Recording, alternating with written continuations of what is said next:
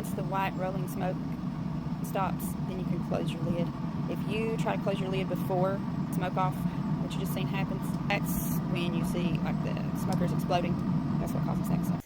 Pork butt, back cap, I'm going to score it, but I'm going to season this side first. Some French's spicy brown mustard. Now if you don't like mustard, it's fine. This is just, we're just using this as a binder. And with the seasonings, you want to be generous. It's pulled pork rub by Pit Boss. It's got garlic, onion, and hickory in it, and I'll probably use this all up because there's not a whole lot in there. And make sure you just pat it in, get the sides, all the sides and everything. And I'm just going to use some Lawry's seasoned salt. Flip it. I'm just going to score this fat pad, or this layer of fat, whatever it's called, and a crosshatch pattern. I'll show you a picture. Okay, so I got the mustard in there. Use the rest of this pork rub with the Lawry's. I will say bone-in, prettier roast. I'm making this for anybody but my family. Not that my family don't matter, but you know what I mean. Like if I was taking this to a dinner or if I was hosting, I would want the prettier presentation. Okay, so let's take this out to the grill. I don't know why I took my glove off. We're going to get another glove, and then we're going to scoop this thing up and put it on the cooker because I don't want mustard under my nails. That's just... Smoker is at 225, so it's ready. Everything's dusty. I mean, it's outside. It's fine. And I'm going to put it on this top rack. Fat side. Fat cap up. I called that a fat pad earlier. Something totally different. Now you're just going to put this in there until you get the bark that you like. Let's make some coleslaw. Now look at this. This is my Pampered Chef. One of my Pampered Chef insulated bowls. Storage and serving bowl. My husband tried to boil eggs in it. This is why I don't like for them to be in my kitchen. A 16-ounce, 1 pound bag of coleslaw mix. If you want to chop up your cabbage and carrots and all that, you go right ahead. I have no desire to do that, so I'm not going to do that. Then you're going to want to use your favorite mayonnaise. For years, I thought I didn't like mayonnaise. Turns out I just didn't like Kraft mayonnaise. And then I thought, you know, Hellmann's was the end-all be-all until I tried this. I don't measure most things, so if you want to call me out on my measurements right around, I don't care. About a half of a cup. 2 tablespoons of lemon juice. Again, you can squeeze yours if you want. Why would I when Concord Foods has already done it for me? My husband does not like raw onions, but he doesn't mind the flavor the onions give it food. So since this is not getting cooked, I'm just going to use a little bit of onion powder. I'm going to say that's a teaspoon, give or take.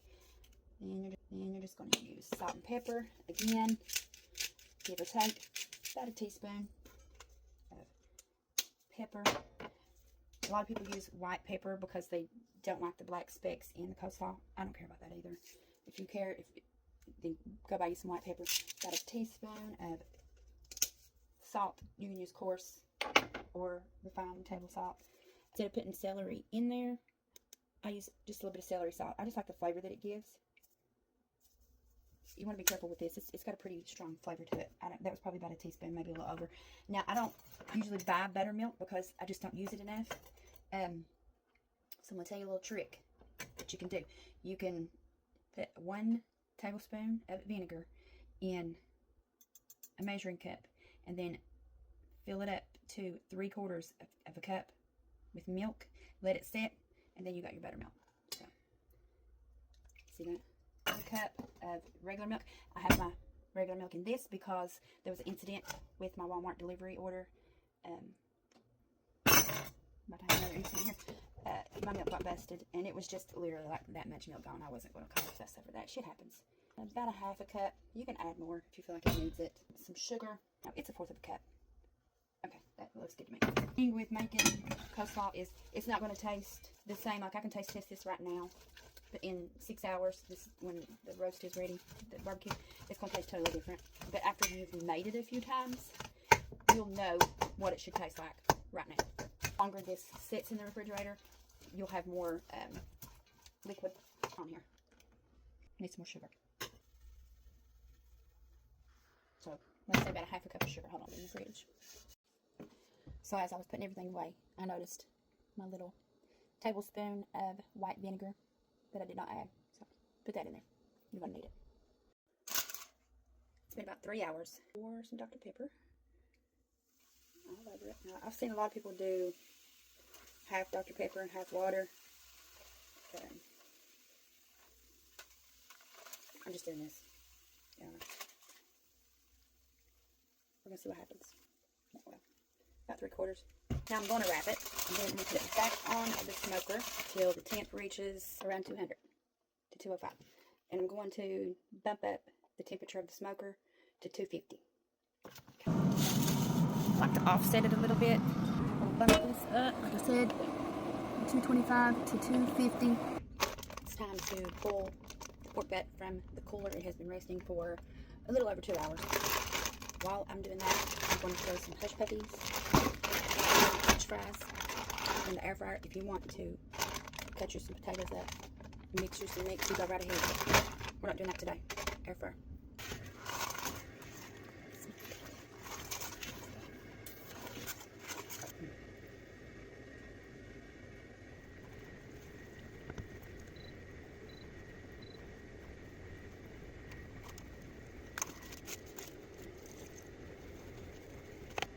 This is completely optional. All of this is optional, but I might just do a little bit of my husband's favorite barbecue sauce in it.